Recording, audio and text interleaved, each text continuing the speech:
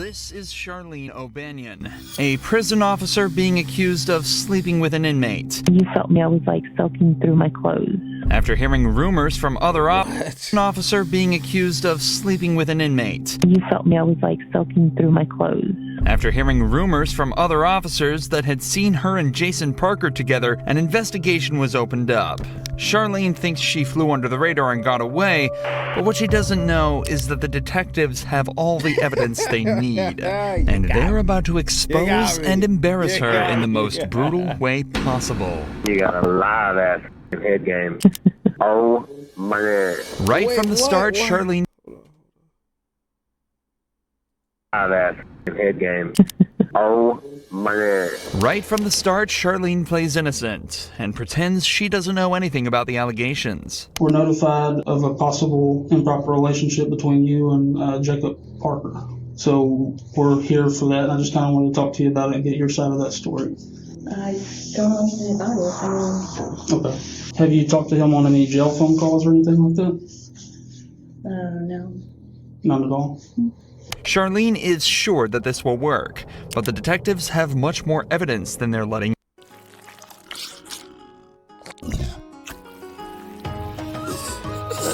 on. And where would you think that this allegation would come from if there's nothing to it?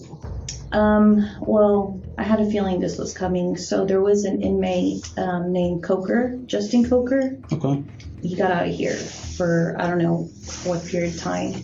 And he tried to contact me on Facebook. He sent me a message and I blocked him on Facebook. And I guess one time Parker was going back to Pequot to use the bathroom and he was talking like at the window with me. Mm-hmm. And I guess Coker like didn't like that, which I had no contact with him or anything. And Parker had told me that he had gone up to him and was like, don't talk to her or something crazy like that. So I'm just not trying to be rude here. I'm just, Why would you expect this conversation to come up from that? Like now, if that happened a few months ago. Charlene claims that the only time she's had contact with Jason was a single time outside the jail bathroom, and it was a jealous inmate that started the rumor. But the detective is about to share some evidence that instantly proves that Charlene is hiding something. I don't know exactly how it started, like who it started from. But I was told that it was brought to somebody's attention, and then we looked at jail calls, and there's jail calls between you and Parker, and all that stuff's recorded. So I don't think you're being completely truthful. Well, I kind of know that you're not, and I'm not trying to be rude when I say that. So she was calling him from jail? Trying to lay it out on the table for you. No, so can you kind of tell me what's going on here? I guess a few years ago, we talked, and then I ended up here, and then he ended up here. I didn't know he was here. He was calling her from wasn't jail. Anything like that. Apparently, Charlene and Jason knew each other before prison and messed around before they both ended up here. This led to them joking around with each other here, but nothing else. Or at least, that's what she claims. In reality, the cops have recorded phone calls from inside the prison that tell a completely different story. So what about some of these phone conversations? No, not here or the phone. I just mean conversations y'all are having on the phone. No. Since he's been in here. Like sexual? Well, I'm not saying having phone sex, talking about sexual acts. From what I'm listening to on the calls, I take it as that you've given him oral sex at some point, is what I gather from these calls. No, that was like in the world, but we never dated. We just. Okay. What kind of conversations have you had with him since you started working here and he's been in the jail? I don't know, just talking about what would happen after he got out. And then the jail call recordings, have you been talking to him like while you're at home? Like he calls you from the jail while you're at home, or? Mm-hmm. Okay. Just 15 minutes into this interrogation, Charlene's original story is seeming less and less like the truth. She's been caught in multiple lies, admitted to having sexual relations with Jason in the past, and calling him regularly from her own home. What the fuck? That's all you gotta say. This is highly irregular behavior for a prison officer, and it doesn't take a genius to realize something deeper may be going on. But the detective has some more questions pertaining to some more physical evidence. I haven't listened to this, but apparently there may be some talk in the calls about Like photographs? Have you given him any photographs? Mm-mm. I gave him a photograph of his mom, which he had asked for, and of his dog, Jax. Okay. Yeah. Have you given him any photographs of you? Mm-mm. No, because... So one of the things we're going to be doing is like looking at cameras and stuff too. Has there been any times where y'all were alone? Mm-mm. Or you go out of camera view or anything like that? Anything that's going to look suspicious that way? I don't think so. It's important to remember that Charlene has worked at this prison for a while now, and as such will know all the ins and outs of everything such as security camera blind spots and patrol officer schedules. You'd think that with all this knowledge, it'd be easy to hide a relationship with an inmate, but it seems that she forgot about a few vital pieces of information. Not least the fact that all phone calls placed from the prison are recorded. But thanks to the detectives, she's about to be reminded of this fact in a devastating way. Hey, baby. Go back. Baby, guess what? What, babe? I just won the blackjack game. Yay. I just won $30. I got a lot of stuff to clean and get rid of before you come home. I'm just kidding. Yeah. I'm just fucking with you. I was trying to make you think I have all these secret things. Yeah, I bet you do. What? What? What? What do you mean? I don't know. You probably got this weird sex swing hanging from the ceiling. Kenneth probably thinks it's a swing set. Oh, if I had that sex swing, you better believe I'd leave that sucker up for you. Would you really? Hell yeah. You'd let me put you in it? Yeah. With a gag ball and everything?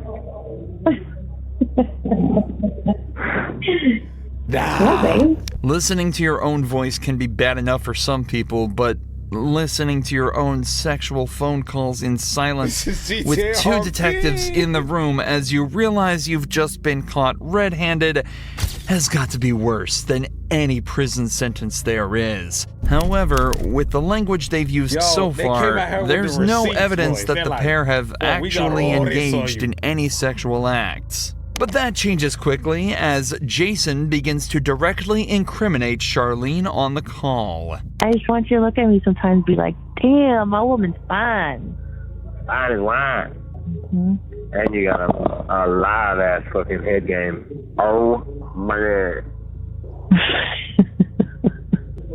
It wasn't my best moments. I was just trying to get it done. Meh. Are you in bed? Don't even get me thinking about that because it makes me so horny. Like just going back and thinking about that. It gets you horny? Oh yeah. You felt me. I was like soaking through my clothes.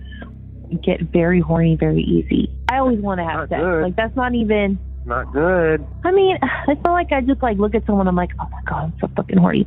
No, like of course, like I only get horny for you. You kind of see how that sounds from like my point of view. Like a more recent thing than Yo, what we 3 years ago. watching? No? The audacity she has to say no after hearing that phone call is truly remarkable. But to her credit, she's not going down easily. The detectives try asking her if she thinks Jason would cover for her, and she still doesn't break, sticking to her story that everything that happened outside of prison. Technically, this story could still be true with this phone call, but it definitely is odd for the couple to be recounting events from over 3 years ago in such detail, especially when earlier she struggled to remember any details about their relationship.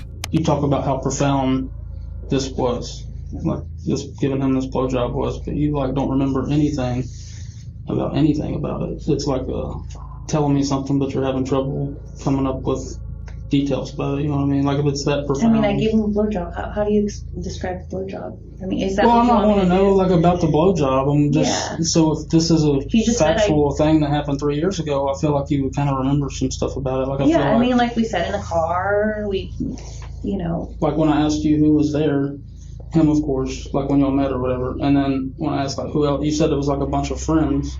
Yeah. But like you can remember one chick's name after you think about it for 30 seconds. So that's not making sense to me. You seem to have blanks in your memory when we get to certain details, but you remember being groped I don't recall. From 3 years ago. I don't recall. I find that hard to believe. I don't recall. This is your one chance to be honest with us. Yeah. Once we get Yo, up they and always walk say out, this we're on one done. chance. You We're fuck done. regardless, Have bro. y'all had any inappropriate contact, whether it's groping, blowjobs, vaginal, anal sex, anything, hand jobs? Yes, I am being vulgar to get a point across. Yeah, no, it's not. None of that. Just as the detectives say, things really aren't adding up. Yet she's still sticking to her story. Or at least she was, before a switch flipped and she said this. And what is it? I might have given him a blowjob in the back part of the In back part of the quad? Okay. Mhm. How long ago was that? I don't know, a few months ago. The secret's out, and Charlene has confessed. But this matter is more complex than it may seem. In cases of officer-inmate relations, the main question that arises is the issue of consent. Given that Jason and Charlene knew each other prior to being in prison, it's not wrong to assume that consent went both ways in this interaction. However, in these cases, that's actually completely irrelevant.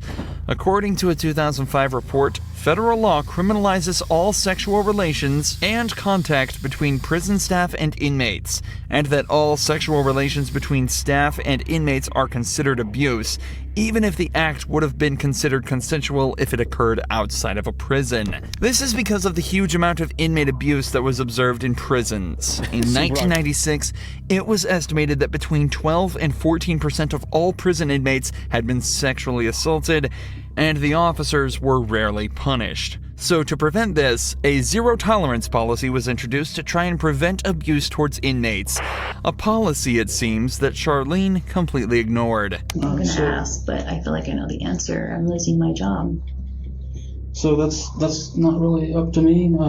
Internal Affairs is aware. Investigation is separate from ours because it's two totally different things. So Yeah. What kind of charges would, like, so it's illegal to have sexual contact with an inmate as an employee. So I said the ball kind of be in their court, but I'll let you know as soon as I hear something.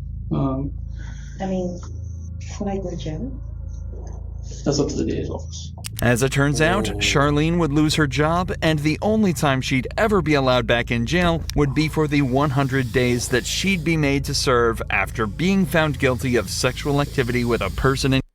So she went to jail. Nah, she fucked up.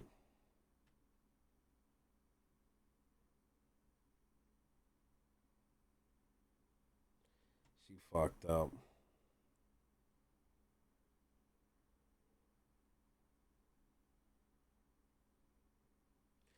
She fucked up.